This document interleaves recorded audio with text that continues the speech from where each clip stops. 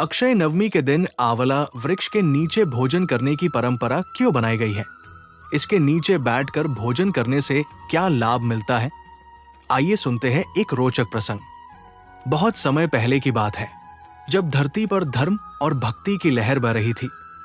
तब देवी लक्ष्मी और भगवान विष्णु ने मनुष्य के कर्म और श्रद्धा को परखने का विचार किया।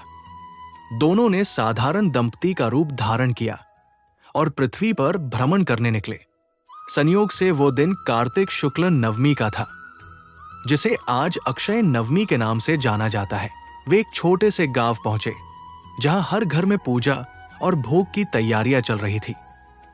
लेकिन एक कोने में एक गरीब ब्राह्मण दंपति बहुत श्रद्धा से आंवले के वृक्ष के नीचे आसन बिछाकर पूजा कर रहे थे।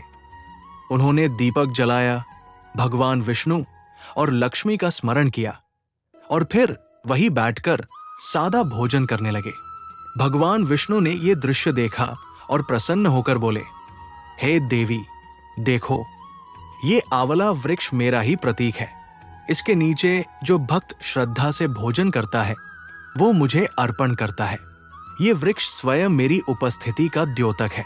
लक्ष्मी जी ने मुस्कुराकर कहा, प्रभु, जो भी इस दिन आंवले के नीचे भोजन करेगा, उसके घर से कभी लक्ष्मी नहीं जाएगी, उसका पुण्य कभी क्षय नहीं होगा और वो सदा समृद्ध रहेगा। तभी भगवान विष्णु और देवी लक्ष्मी अपने वास्तविक स्वरूप में उस ब्राह्मण दंपति के सामने प्रकट हुए और उन्हें आशीर्वाद दिया। आज से इस दिन आंवले के वृक्ष के नीचे भोजन करने की परंपरा चलेगी। ये वृक्ष अमृत समान है। जो इसे पूजेगा और इसके नीचे भोजन करेगा, उसे दीर्घायु, आरोग्य और सुख समृद्धि प्राप्त होगी। पौराणिक मान्यता के अनुसार आंवले के वृक्ष में स्वयं भगवान विष्णु का वास होता है। इसकी जड़ में लक्ष्मी जी, तने में कार्तिकेय, शाखाओं में देवगण, पत्तों में ऋषि और फलों में देवी गंगा का निवास माना गया है। इसीलिए इस दिन आंवले के नीचे भोजन करना सभी देवताओं को प्रसन्न करने के समान होता है।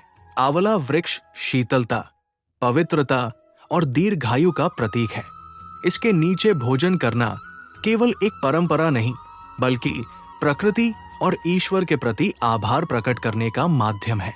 ऐसा कहा जाता है, आंवले के नीचे भोजन करे जो नर नारी, उसके जीवन में कभी न आए दुख भारी।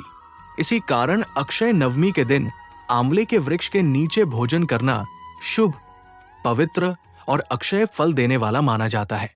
ऐसी ही सच्ची और रोचक जानकारी के लिए हमारे चैनल गोपाल मंथन को सब्सक्राइब करें। मिलते हैं अगले रोचक प्रसंग में। तब तक के लिए धन्यवाद। जय हिंद।